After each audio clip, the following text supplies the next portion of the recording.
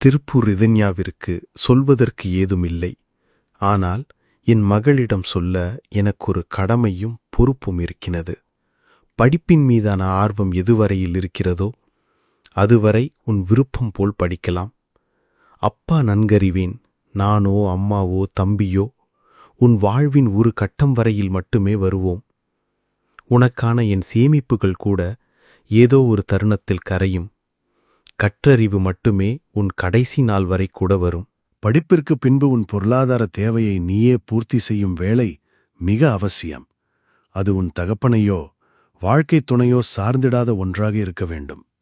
படிப்பும் வேலையும் சரியாக அமைந்த ஒரு காலகட்டத்தில் கரடி பொம்மைகளை தூக்கி எறிந்துவிட்டு மனிதர்களை நீயே படித்து தெளிந்திருப்பாய். உனக்கு முதிர்ச்சியான பக்குவமும் சமூகத்தின் சூழலை ஆராயும் சுய அறிவும் பெற்றிருப்பாய்.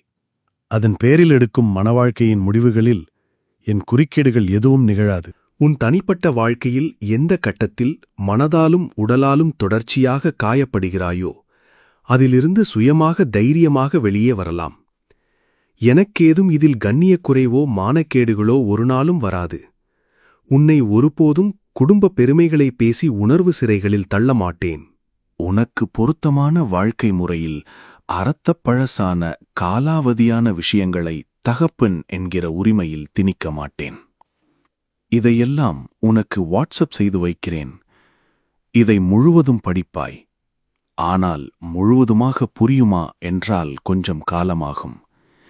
எப்போதெல்லாம் வாழ்க்கையில் பயம் கொள்கிறாயோ அப்போது இதை எடுத்து படித்துப்பார்.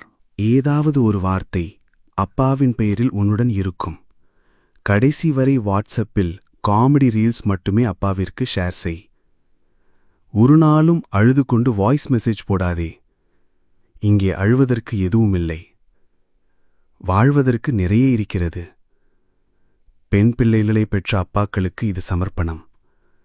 இந்த பதிவு என்னை மிகவும் பாதித்ததால் இதை மீள்பதிவு செய்கிறேன்.